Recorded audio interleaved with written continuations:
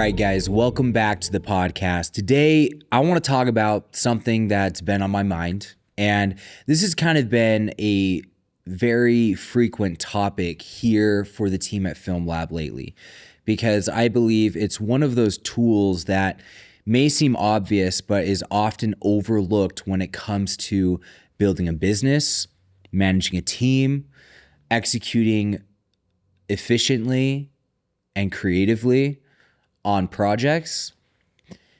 And that tool is great communication. I believe that great communication can solve problems before they ever happen, can help people feel like they know what's expected of them. It can set those expectations, which will then help them succeed. And overall, just makes every interaction, whether it be with your client, with your crew, even with setting expectations with yourself, it can make those interactions so much better. I think about most of the time when we have an experienced friction on our team, it's usually because there's unmet expectation or a lack of clarity surrounding a project, surrounding somebody's role, surrounding the time that they'll need to spend on set. Whatever it may be, it usually comes down to a breakdown of communication. Now, for us, being a video production company, obviously the creative is at the forefront of everything that we do. However, good creative almost never survives bad communication. A recent example of how bad communication kind of hurt the creative was just this week. We had a in-house, in-studio shoot, actually literally in this room, on the paper roll right behind the camera. And it was for an e-commerce brand. They sell some really, really great stuff. And they kind of set very loose expectations. It was very vague what was to be expected from us.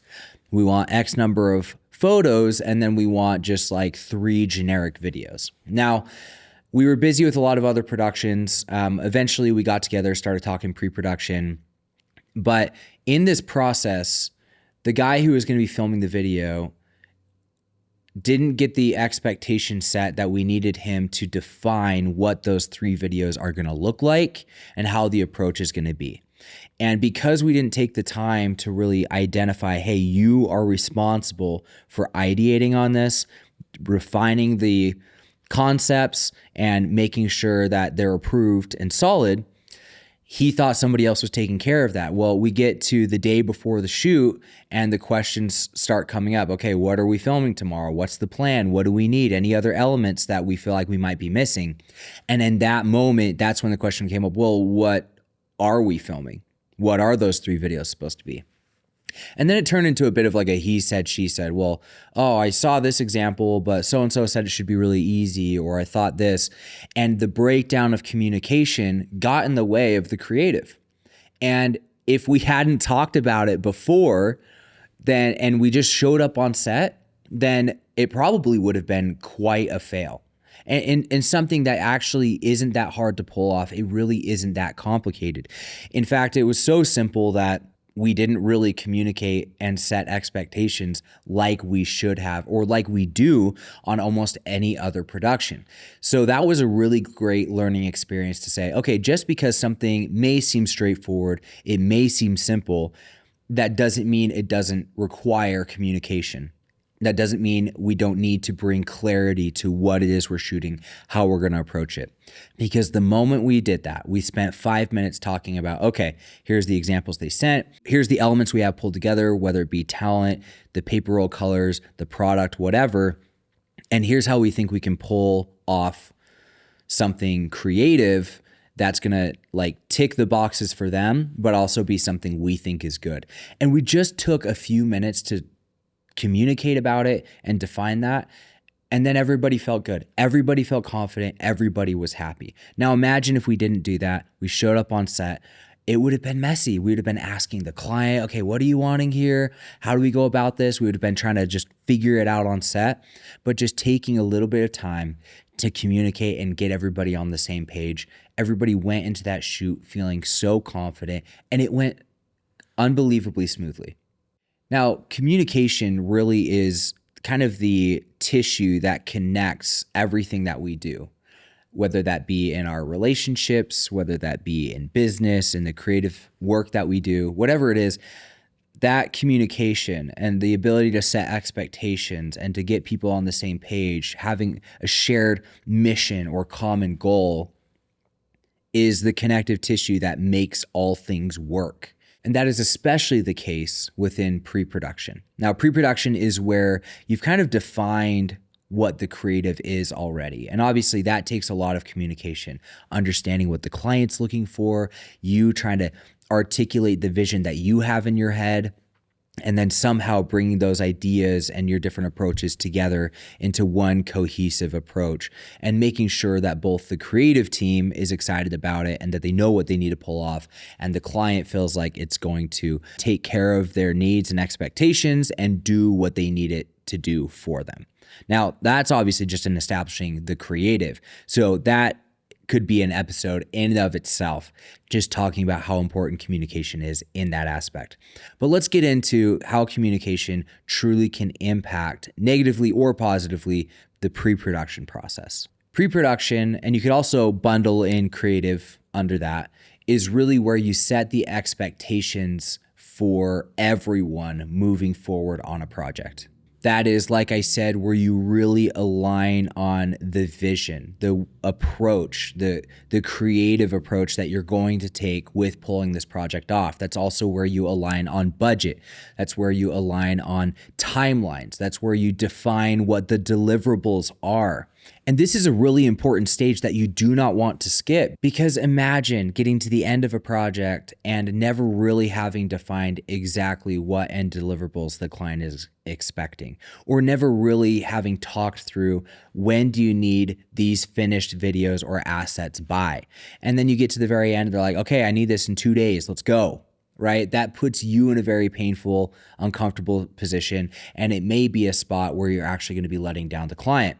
Now, if beforehand you set the expectation of, okay, you will not be able to see V1 until 3 weeks after the end of production, or whatever your timeline might be, that is now an expectation set early on, and throughout that process, as you continue to refer back to those dates and that same expectation, it's not going to be an uncomfortable conversation. It's not going to be hard, because if they then want to change things up and they say, okay, actually we need this a week after production is finished, you can say, well, I'm not able to, because as we said, this is our timeline that we established at the beginning of the project. Or yes, I can make that new timeline work. However, there will need to be a rush editing fee incurred because of that. And they'll usually understand, because you set that expectation early on. Now, obviously in pre-production, it's important to establish expectations through communication with your client, but I believe it's also really important to set expectations with your creative collaborators, whoever those might be. Whether you're working with a producer, whether you're working with a director, a DP, a gaffer, an editor, a VFX artist, a wardrobe stylist, a talent agency, a location manager, whatever it may be, you need to set expectations with them as well. What elements of the production are they going to be responsible for? When do you need certain details and dates by? If you're working with a talent agency, when do you need everybody's auditions back? And when are you hoping to make a decision? What is the budget that you're willing to allocate for that job? How long do you expect the days on set to be? What does the schedule overall look like? Is there travel involved? All these different things are so important to establish beforehand. If you're going to have somebody and hire them on as a gaffer, but you're having to let them know, hey, you're really going to be a one-man band, if you set that expectation initially, they're going to be comfortable with the idea of pulling their own stands around and maybe wearing a couple of hats on set. Even if it's not the proper way to do it, if you're setting the expectation early on, people are willing to be flexible, because they go into it eyes wide open, fully knowing what is expected of them and what they signed up for. What gets hard is when somebody shows up on set and you say, hey, we actually didn't have the budget to have a sound guy. So after you set up the lights, I need you to go grab our audio kit and run audio for all of these scenes. That's when people can start getting irritated, because the expectation wasn't set early on. Now, I can talk till I'm blue in the face about this, but I can tell you that almost any time I've had friction in the creative process, anytime I've had issues with a client, anytime something really just hasn't come together the way I wanted it, it's usually because there was a breakdown of communication or a lack of proper expectations set along the way. Now, you might be like me. You might be somebody who cares about what people think. I am a recovering people pleaser. My whole life, I've always wanted people to like me. I've wanted to be friends with everybody. And because of that, there have been times in my life, but particularly in my career, where I was almost too nice, or at least in my mind, I was too nice to just say it how it was. I wasn't as blunt. I wasn't as straightforward. I usually sugarcoated things because I didn't want to make people feel uncomfortable. I didn't want to disappoint somebody. Whatever it might be, I would usually kind of like lighten things up and make it not as straightforward, or maybe a little bit more vague. So then I could kind of wash my hands of that if they misunderstood. And now that wasn't always intentional, but that was sometimes the effect that would happen because I was just too nice to be straight up. I have since realized one of the nicest and kindest things you can do is to be 100% honest, completely straightforward with somebody. If they are going to be in a situation that might be uncomfortable, I tell people straight up beforehand, hey, this is kind of what's going on. We have to pull a 12-hour day. We're not going to have a lot of hands or help on set. Are you willing to do this? Or, hey, I know your rate is generally $900 a day. Right now, budget-wise, I've only got $800. If you don't want to do that, that's okay. But that's kind of what I have right now. And then what I'm doing is I'm just communicating straight up. And I'm being more straightforward. And then I can trust that they're adults, that they are well-reasoned people, and they can decide whether they want to work with me or not. But they are going into that situation eyes wide open, knowing exactly what the expectation is for them in their role. And it's been the same way with clients. There have been times where I've kind of bit my tongue where, oh, they have this idea and they're so set on it, and they believe that it truly is the direction they want to go. I actually have an example about this now that I'm thinking about it. There was a brand who was so set on getting a celebrity or influencer to kind of be a spokesperson for a commercial for them. And they were so gung-ho on this idea that I really debated if I should fight them on it. Because I have worked with many different influencers. I've shot a lot of different campaigns with some very talented and high profile and highly visible individuals. And I've seen that more often than not, it doesn't actually work. It doesn't actually impact the brand's sales like they want to. Maybe there's a little bit more visibility. Maybe there's some more general buzz or excitement, but it doesn't usually, in the brands I've worked with, lead to the sales or to the results that they are looking for. And so I debated, should I bite my tongue and just say, okay, whatever you want, let's move forward? Or do I practice communication? Do I practice honesty? I thought to myself, these people value my opinion. Therefore, they're coming to hire our team at FilmLaab, and they are asking for our expertise. Whether they are saying that or not, they are here because they believe we can contribute not only to just film and edit and deliver something, but making sure that they have the right idea, that the direction is strong, that the creative is sound, and it's strategic. And so I was like, all right, this is what they are asking me and paying me to do, even if it's going to be uncomfortable. And I talked to him. I said, hey, I do not believe that hiring somebody, especially with the budget that you have, is going to have the impact that you're looking for. Number one, I don't know if you can afford the person you're wanting to go after. Number two, even if you can, it's going to probably pull all the attention away from your product and make it all about that individual. And three, it's going to suck up most of the budget. So actually what we're able to create and the variety of scenes and props and complicated camera moves we can do are going to be significantly limited because we put all the money into talent that I actually don't believe will bring the result that you want. Now, At first in that call, it got a little awkward. They sat there, they kind of looked at me and they're like, well, no, I've seen it work for other people. And the more they sat with it and the more that we kind of had dialogue I helped them understand that I'm not trying to attack their idea. I'm not trying to attack them creatively. I'm just challenging the thought that an influencer or a celebrity is going to help sell their product, when really I thought their product was good enough that it could shine on its own. And we needed to help put that in the hands of real people and help them see what it can do for them. And as we had that dialogue, yes, it was uncomfortable at first. Over time, they started realizing that really I just wanted the best idea to win. I wanted to see their business succeed. And because of that, I was willing to challenge them and I was willing to communicate it in a respectful and kind way, but it was focused on collaboration. It was focused on getting a better result for them. And when they sensed that and felt that, their respect for me grew. They appreciated our team as a whole more. And we had a really great partnership and made some really great pieces together with them. And it ended up bringing a lot of great results to their team over time. We took that large budget, we split it up into multiple smaller campaigns, and it was a big win for them. And that never would have happened had I not taken the time to clearly communicate.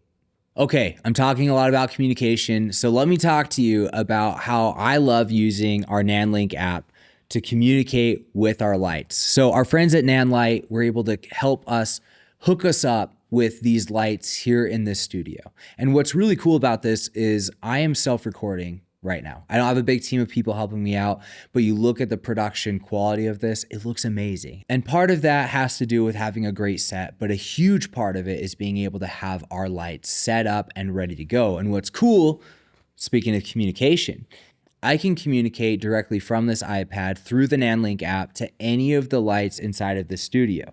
Check this out. I can turn it on and off. I can change the color or tone of this. I can hit off the backlights behind me. Whatever we need, I've got complete control of the space, and it makes it so much easier as I'm recording this podcast episode completely solo to have control of the light and the setup that I want. And it reduces my time to get to creating down dramatically. And I love that more than anything. So I hope you guys liked my little plug with communicating from this iPad to all our NanLight lights, but couldn't be more grateful to our friends at NanLight. Now let's get back into the podcast. If you've done a good job in the pre-production phase of setting the expectations properly and making sure everyone is on the same page for the direction and the vision you're going, then hopefully your experience on set is going to be a lot smoother. It's going to be a great experience for everyone involved because they know what their job looks like. They know what the run of show and the day looks like. The client has a strong understanding of your creative approach, and then it's really just executing on all fronts. Now, that being said, you cannot anticipate every problem or issue that may come up, especially when you're on set. Honestly, something will always go wrong to some degree, whether it's you're missing a screw for your base plate so you can't mount your camera to the tripod, or an SD card went missing, or a talent forgot to bring wardrobe they said they would, or a crew member is running late.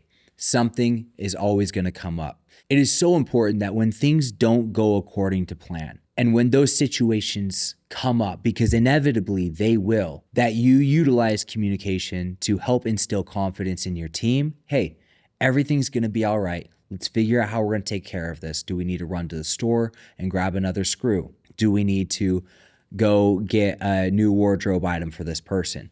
Can we start setting up this gear before this crew member gets here? Can we talk to the location and see if we can add an extra hour of time being here on set?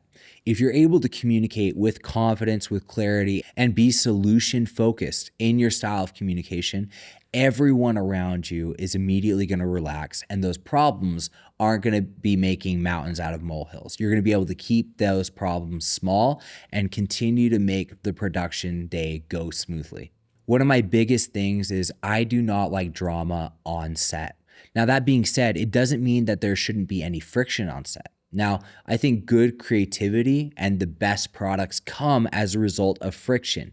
Maybe you have two different people who have a different idea about how to pull off a shot.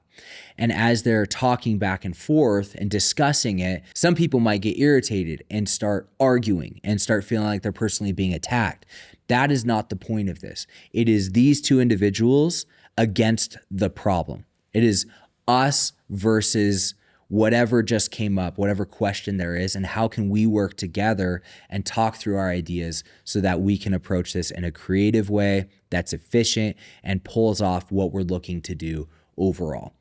So I love when discussions are happening on set. I love when there's a bit of dialogue, because in those moments, we focus on letting the best idea win.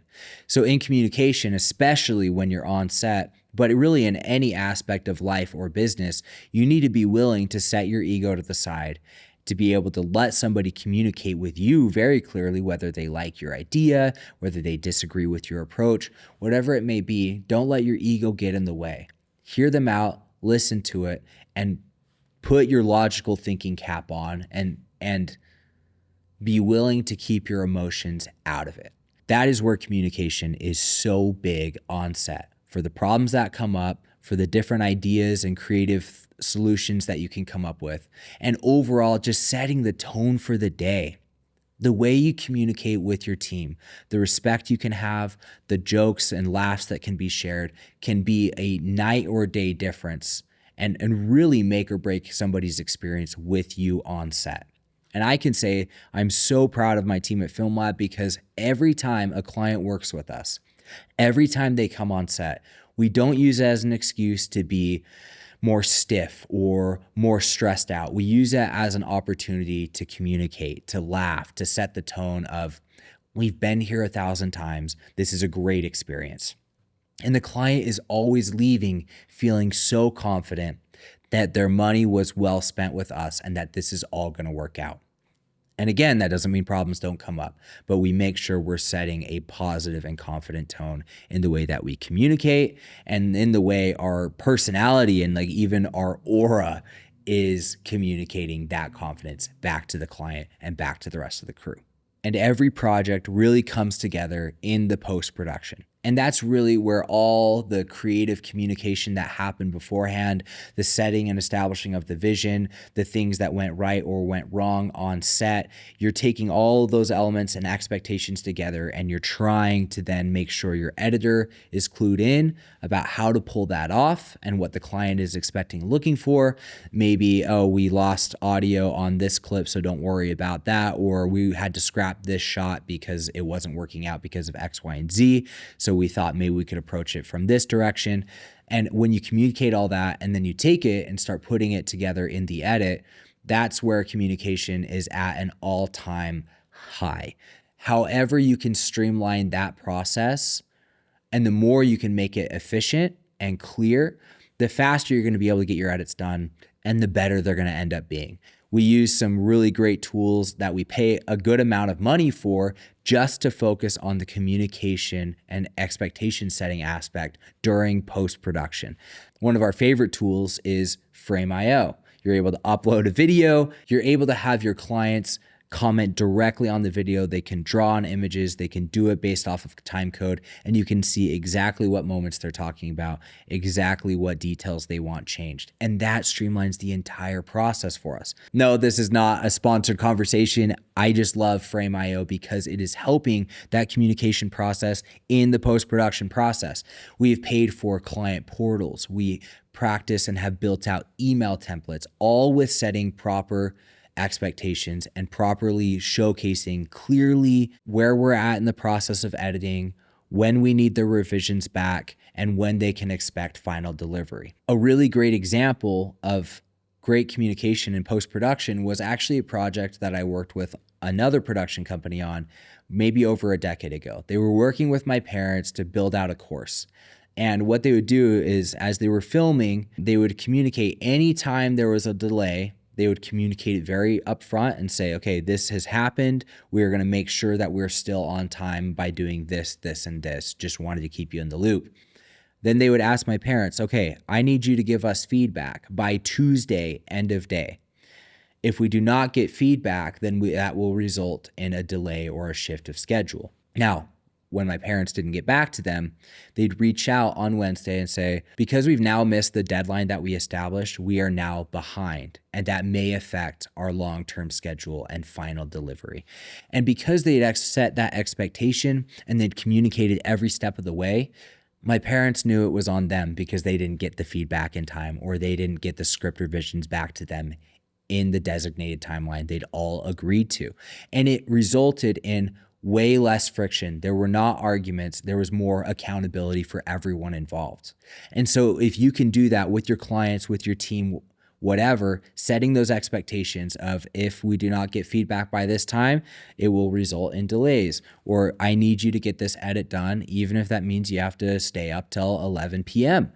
When you set those expectations and you're communicating clearly, you're going to avoid a lot of contention and potential issues down the road. So if you can take the time in both your business and your personal life to communicate properly, to set expectations, and realize that when you are communicating clearly, when you are being honest and straightforward, that is actually the kindest thing you can do, because you're giving somebody the respect that they are an adult, that they can make the decisions if they're given all the information, and that you trust them and you trust yourself. If you apply that to your business, you will be ahead of 95% of all businesses, especially if you are in the creative space, because most creatives really aren't that good at it. That's all I got for you. I appreciate you guys, and I'll see you in the next one.